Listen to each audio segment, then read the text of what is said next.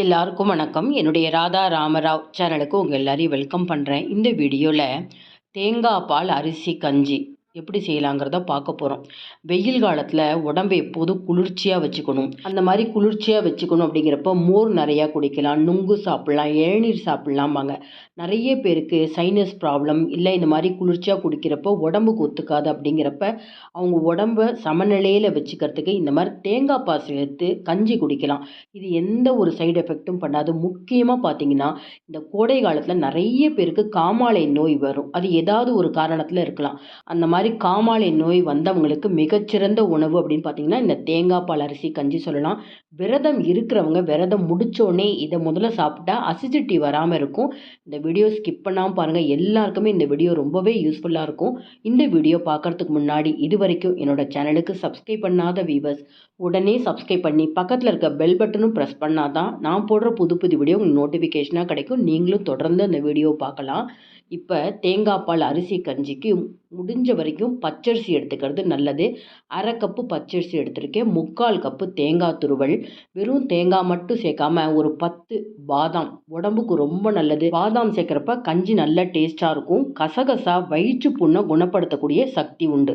இந்த காமாலை நோய்க்கு இருக்கிறவங்களுக்கு கல்லீரல் ரொம்ப பாதிச்சிருக்கும். அதனால் நீங்கள் தாராளமாக இந்த கசகசா சேர்த்துக்கலாம்.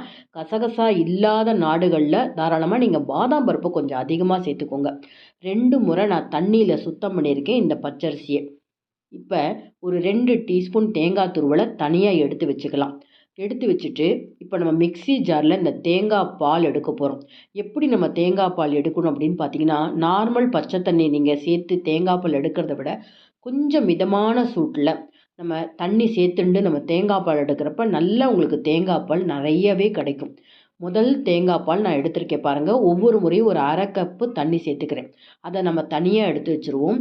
அடுத்தது 2வது தேங்காய் பால். ஒவ்வொரு முறையுமே இந்த மாதிரி மிதமான சூட்டு வெந்நீரை கலந்து நம்ம மிக்சியில் சும்மா ஒரு 30 செகண்ட்ஸ் அடித்தா போதும். எடுத்து இந்த மாதிரி வடிகட்டி எடுத்து வச்சுக்கலாம். இப்போ 2ஆம் தேங்காய் பால் எடுத்து வச்சுக்கிறேன். இன்னும் ஒரு முறையும் நான் அந்த தேங்காவை திரும்பவும் இந்த மிதமான சூட்டு வெந்நீரை கலந்து 3ஆம் தேங்காய் பாலையும் எடுத்து அந்த 2ஆம் தேங்காய் பாலோட சேர்த்து வச்சுக்க போகிறேன்.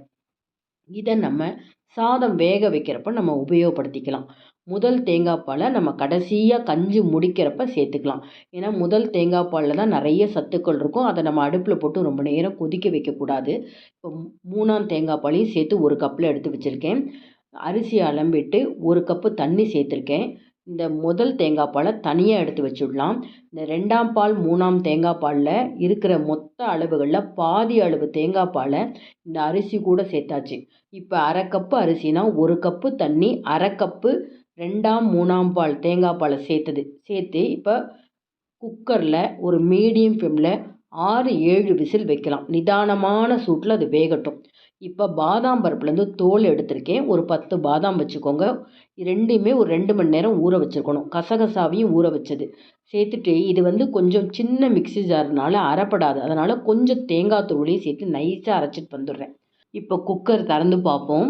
சாதம் வெந்திருக்கும், ஆனால் குழஞ்சிருக்காது. ஏன்னா தேங்காய் பால் சேர்க்குறப்ப வெந்திருக்கும். நல்லா குழஞ்சி வேகணும் அப்படின்னா திரும்பவும் நம்ம அதை வேக வைக்கணும். இப்போ பாருங்கள், நான் இந்த பாதாம், அந்த கசகசா, தேங்காய் அரைச்ச விழுது தனியாக வச்சுருக்கேன்.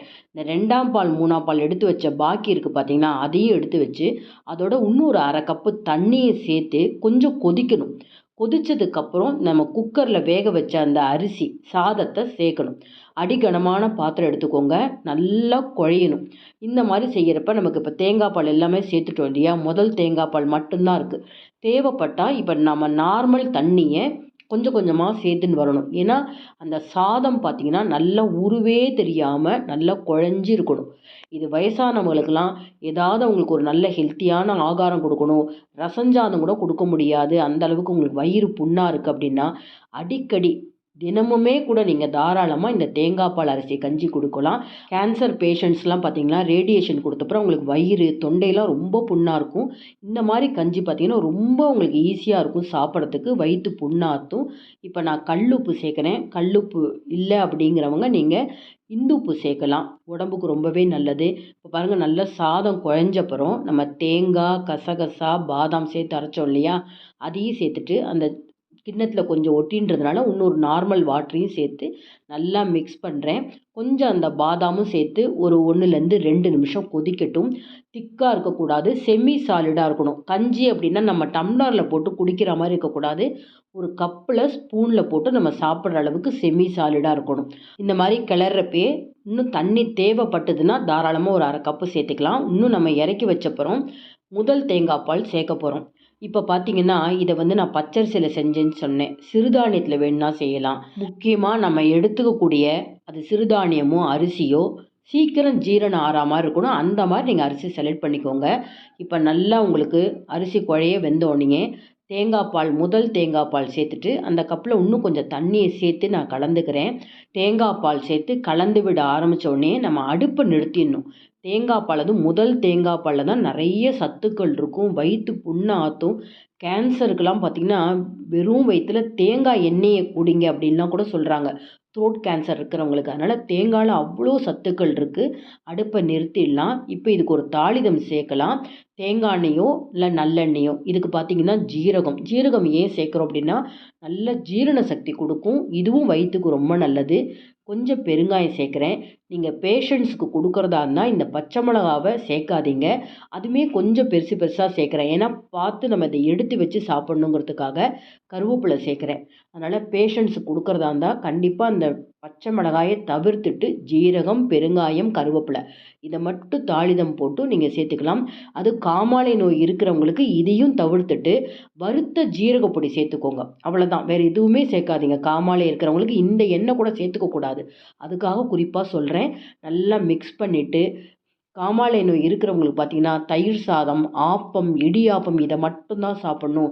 எண்ணெய் கொஞ்சம் கூட சேர்க்கக்கூடாதுன்னு சொல்லுவாங்க. அப்போ இந்த மாதிரி எண்ணெய் கூட சேர்க்காம இந்த மாதிரி கஞ்சி அடிக்கடி செஞ்சு கொடுங்க. இது பார்த்திங்கன்னா ஒரு 4 மணி நேரம் தான் வச்சு சாப்பிட முடியும். ரொம்ப நேரம் வச்சு சாப்பிட முடியாது. ஏன்னா தேங்காய் பால் இருக்கிறதுனால சீக்கிரம் கெட்டு போயிடும். இதுக்கு நார்மலாக சாப்பிட்றவங்களா இருந்தால் ஒரு நல்ல துவையல், ஏதாவது ஒரு துவையல் வச்சு சாப்பிடுங்க. இது கூட ஊறுகாய் வச்சு சாப்பிட்றத தவிர்த்துடுறது நல்லது. ஏன்னா ஊறுகான்னு பார்த்திங்கன்னா அதிக அளவு உப்பு, காரம், எண்ணெய் எல்லாமே இருக்கும். ஒரு ஹெல்த்தியான கஞ்சி அப்படிங்கிறப்ப இதனுடைய பலன் நமக்கு கிடைக்காம போயிடும். இந்த வீடியோ உங்களுக்கு ரொம்பவே யூஸ்ஃபுல்லாக இருந்திருக்கும்னு நினைக்கிறேன். அவசியம் இந்த கோடைக்காலம் முழுக்கவே நீங்கள் வீட்டில் அடிக்கடி இந்த கஞ்சி செஞ்சு பாருங்கள். இந்த வீடியோ பிடிச்சிருந்தா லைக்ஸ் கொடுங்க. கமெண்ட் பாக்ஸில் உங்கள் கமெண்ட்ஸ் போடுங்க. ஃப்ரெண்ட்ஸ் அண்ட் ரிலேட்டிவ்ஸ்க்கு இந்த வீடியோவை உடனே ஷேர் பண்ணுங்கள். இது வரைக்கும் என்னோடய சேனலுக்கு சப்ஸ்கிரைப் பண்ணாத வீவர்ஸ் உடனே சப்ஸ்கிரைப் பண்ணி சப்போர்ட் பண்ணுங்கள். Thank you viewers.